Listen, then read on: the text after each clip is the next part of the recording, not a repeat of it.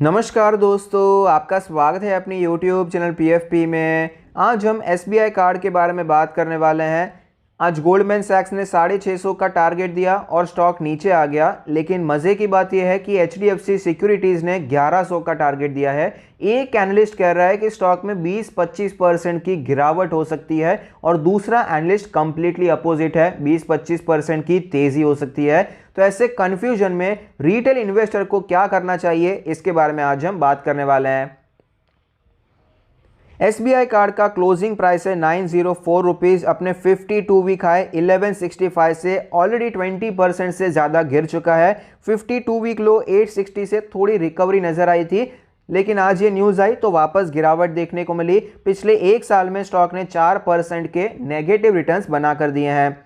Goldman सैक्स ने आज ही cell का रिकमेंडेशन दिया, 654 का टारगेट दिया है। इनका मानना है 28% का डाउन साइड नज़र आ सकता है। तो इतना बड़ा डाउन साइड क्यों नज़र आता है, ये समझना भी ज़रूरी है।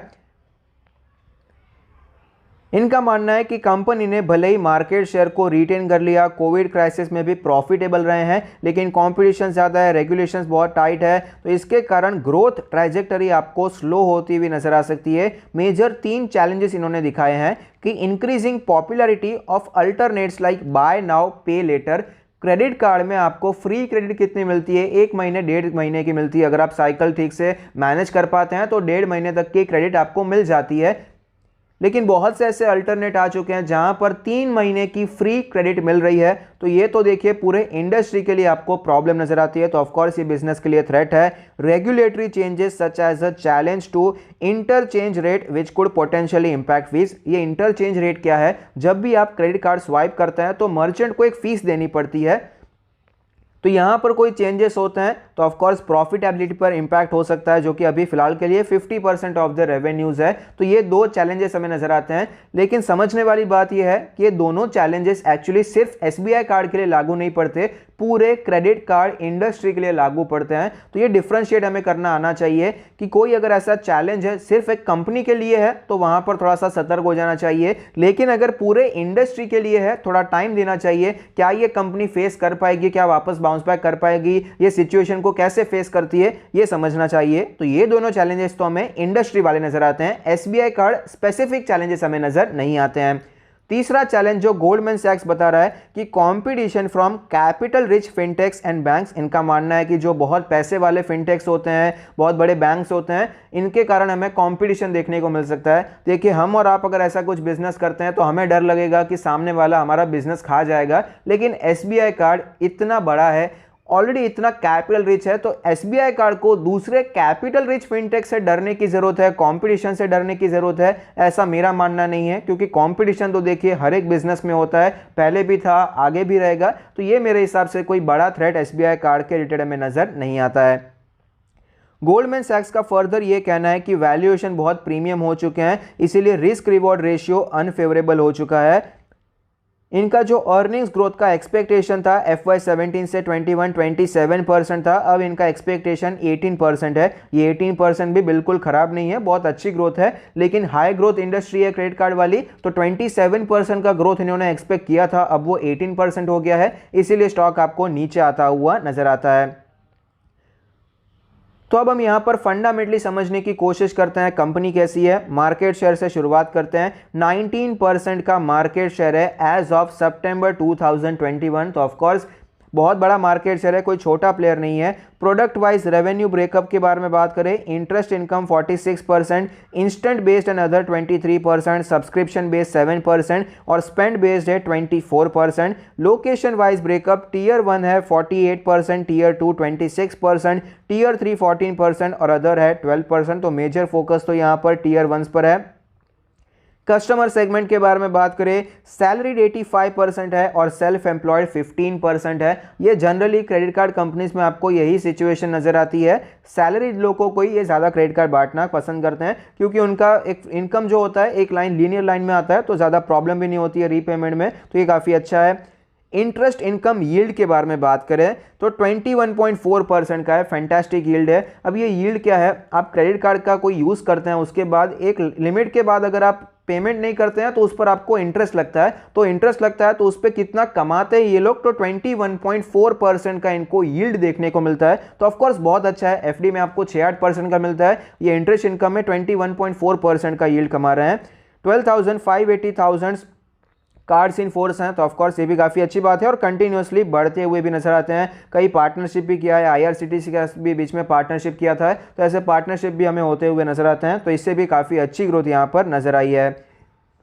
कंपनी के शेयर होल्डिंग पैटर्न के बारे में बात करें, टोटल प्रमोटर होल्डिंग है 69.37%, जिसमें से कुछ प्लेज नहीं है, mutual fund 6%, other domestic institution 3%, FIA 13% और रिटेल कैटेगरी 7.8%। यहाँ पर एक चीज़ मैं आपको बताना चाहूँगा, प्रमोटर होल्डिंग में तो खास चेंज नहीं हुआ, म्यूचुअल फंड ने इंक्रीज किया है और एफआईआईज ने भी अपनी होल्डिंग को इंक्रीज किया है। रिटेल कैटेगरी में और अदर्स की कैटेगरी में आपको ये नीचे जाता हुआ नजर आता है। तो कुछ लोग सोचेंगे कि इतनी गिरावट फिर क्यों देखने को मिली, स्टॉक 20% क्यों नीचे आया है, तो आपको पता ही होगा एसबीआई कार्ड में बहुत सी ब्लॉक डील होती हुई नजर आई।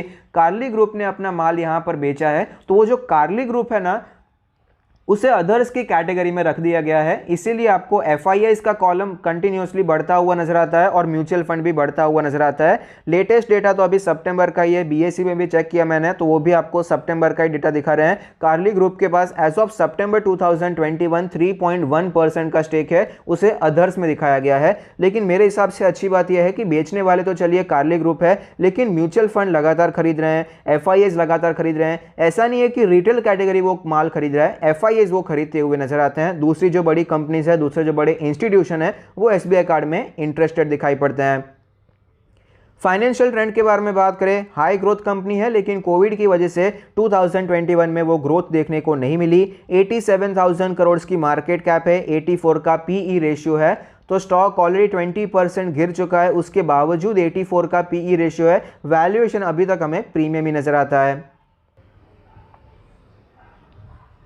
स्टॉक के चार्ट पर हमें क्लियरली पता चलता है कि एसबीआई कार्ड का स्टॉक हमें 1150 के लेवल से नीचे आता हुआ नजर आया। 860 पे हमें सपोर्ट लेने के बाद रिकवरी नजर आई, लेकिन वापस स्टॉक में गिरावट देखने को मिली है। 905 के लेवल पर फिलहाल ये स्टॉक हमें ट्रेड करता हुआ नजर आता है। हमने कई बार स्टॉक में डिस्कशन किया था कि यहाँ पर एक अच्छी तेजी देखने को मिल सकती है, एक ट्रायंगल पैटर्न आपको बनता हुआ नजर आया, लेकिन अनफॉर्चुनेटली कभी भी ये स्टॉक 1150 तक गया ही नहीं। मेरा अलर्ट कभी भी यहाँ पर ट्रिगर हुआ ही नहीं, स्टॉक में गिरावट देखने को मिलती है। डेली आरएसआई 38.79 का डेली आरएसआई है, बहुत वीक है। वीकली चार्ट के बारे में बात करें तो वीकली चार्ट पर हमें क्लियरली नजर आता है 2021 की शुरुआत बहुत अच्छी हुई, तेजी आई, लेकिन बाद में आपको कंसोलिडेशन देखने को मिला और लास्ट में आपको वापस गिरावट ही देखने को मिली है। तो 2021 एसबीआई कार्ड के शेयर होल्डर्स के लिए अच्छा नहीं रहा है। 4% के नेगेटिव रिटर्न्स यहां पर हमें नजर आते हैं।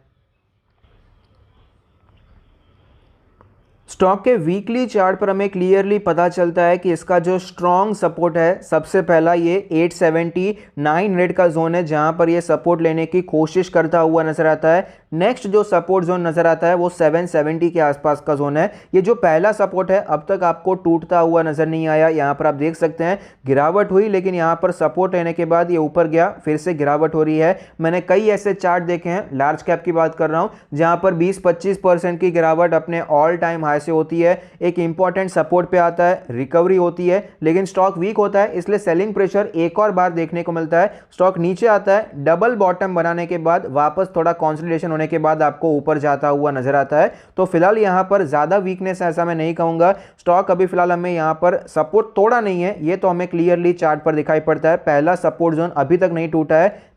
बाय चांस ये सपोर्ट जोन टूट जाता है, जो मैंने आपको दिखाया कि यहां पर ये डबल बॉटम बनने के बाद कई बार ऊपर तेजी आई है, ये अगर नहीं होता है स्टॉक और नीचे जाता है, तो नेक्स्ट जो सपोर्ट जोन है वो 770 का लेवल है।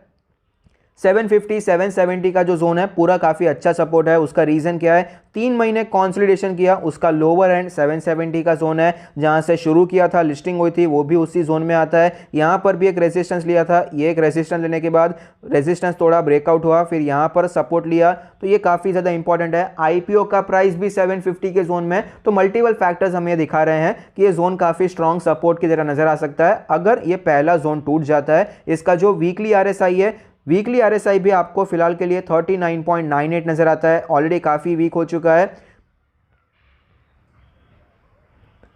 तो क्या यहाँ पर हमें 650 का टारगेट अचीव होता हुआ नजर आ सकता है? तो मेरा मानना है कि 650 का लेवल आपको अचीव होता हुआ नजर नहीं आएगा। मैं गलत भी हो सकता हूं, लेकिन टेक्निकली मुझे यहाँ पर यही दिखाई पड़ता है कि अभी तक तो पहला जोन नहीं टूटता है, तो यहाँ पर दूसरे जोन के भी नीचे के टारगेट के बारे में मैं अभी से सोचना नहीं चाहूंगा। और लार्ज कैप में देखिए, अगर 20-25% की गिरावट होती है तो जनरली वहां पर आपको टाइम करेक्शन बाद में देखने को मिलता है। ये कोई स्मॉल कैप नहीं है कि वैल्यूएशन ज्यादा है तो लगातार स्टॉक नीचे ही चला जाएगा। यहां पर गिरावट होगी 3-4 महीने, फिर ये टाइम कंसोलिडेशन करेगा, फिर थोड़ी गिरावट होगी। उस प्रकार का मूवमेंट यहां पर ज्यादा बिलीवेबल मुझे लगता है। मैंने जितने चार्ट स्टडी किए हैं उसमें ज्यादातर ऐसी सिचुएशन देखने को मिलती है। एक और पॉइंट यह है कि जो भी ऐसे टारगेट आते हैं उस पर ज्यादा मैं विश्वास नहीं करता। रिसेंटली अभी बजाज फाइनेंस का भी नीचे का टारगेट आया था, वहीं से वो आपको ऊपर जाता हुआ नजर आया। कितनी अच्छी वहां पर तेजी देखने को मिली। और जो मेरा वर्स्ट एक्सपीरियंस रहा था जब मार्केट क्रैश हुआ था 2020 में, बंधन बैंक का किसी ने टारगेट दिया था 60 रुपीज का, तब वो स्टॉक चल रहा था 150, वो भी कुछ अप्रोक्सीमेटली 400-500 से गिरकर 150 हुआ था। उसके बाद भी किसी ने 60 का टारगेट दिया था और वहीं से स्टॉक आपको रिटर्न होता हुआ नजर आया, 300 डबल ट्रिपल होता हुआ नजर आया। तो वहां पर मेरा जो विश्वास था कि भाई यहां पर उसके बेसिस पे कभी कोई डिसीजन नहीं लेना है, अपना खुद का एनालिसिस करना है और उसी हिसाब से ट्रेड करना है, इन्वेस्टमेंट करना है। तो यहां पर फिलहाल के लिए मुझे चार्ट पे ऐसा कोई भी इंडिकेशन नजर नहीं आता कि 650 का लेवल आएगा। अभी तक तो ये पहला जोन भी नहीं टूटा है। अगर ये पहला जोन टूट जाता है तो ये हमें 770 का जोन भी एज अ स्ट्रॉन्ग सपोर्ट देखने को मिल सकता है। तो एज ए रिटेल इन्वेस्टर हमारे जो इन्वेस्टमेंट अमाउंट है उसे दो पार्ट में आप डिवाइड कर सकते हैं। पहला अमाउंट आप इस जोन में डाल सकते हैं, उसके बाद कोई वॉलेटिलिटी होती है तो उसमें घबराने की जरूरत नहीं है, क्योंकि ऑफकोर्स स्टॉक मार्केट में वॉलेटिलिटी चलती रहती है। जब तक ये जोन में है तब तक आपने एक बार खरीद लिया, उसके बाद अगर ये जोन टूट जाता है, नेक्स्ट जोन में आता है, तभी वहां पर आपको खरीदना है। रोज रोज यहां पर आपको खरीदने के बारे में नहीं सोचना चाहिए। प्रॉपरली सिस्टमैटिक वे में बाय ऑन डिप्स करना बहुत जरूरी है। सिस्टमैटिकली बाय ऑन डिप्स कैसे करना है ये हमने ऑलरेडी एक वीडियो में बताया हुआ, उसका लिंक आपको टॉप राइट कॉर्नर पे मिल जाएगा, उसे आप रेफर कर सकते हैं।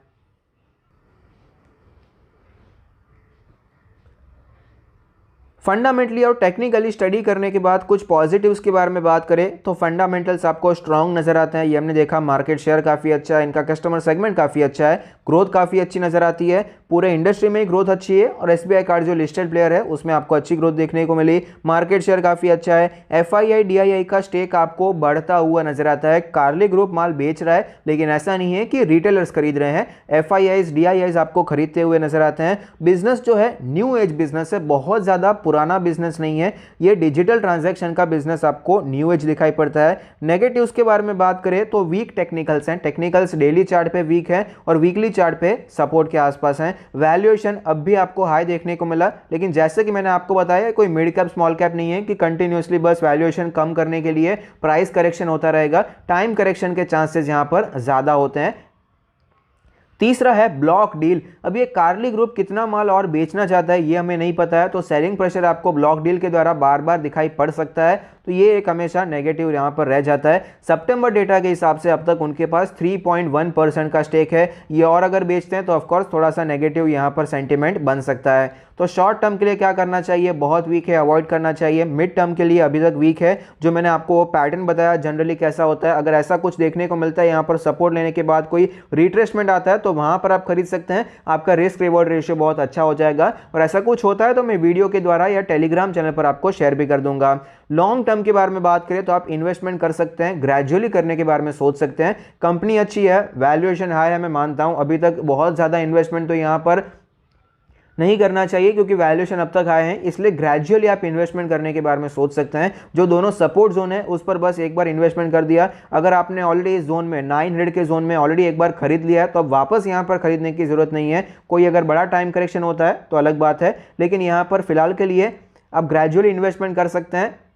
और एलोकेशन कंट्रोल में रखना जरूरी है। कई लोगों ने यहाँ पर 15-20% का एलोकेशन कर दिया तो ऑफकोर्स उनको प्रॉब्लम होगी। जब मैं स्टॉप लॉस के साथ भी कुछ खरीदता हूँ तब भी 10% से ज़्यादा का एलोकेशन नहीं देता हूँ, तो बिना स्टॉप लॉस के तो इतना बड़ा एलोकेशन नहीं होना चाहिए। एक ही कंपनी में कभी भी बहुत ज़्यादा एलोकेशन नहीं करना चाहिए कि वो अकेली कंपनी की वजह से आपके पूरे पोर्टफोलियो को प्रॉब्लम हो जाए। तो आई होप आपको ये वीडियो पसंद आया, आपके इन्वेस्टमेंट ट्रेडिंग सीजन में आपको ये मदद करेगा। Thank you, stay happy, happy investing.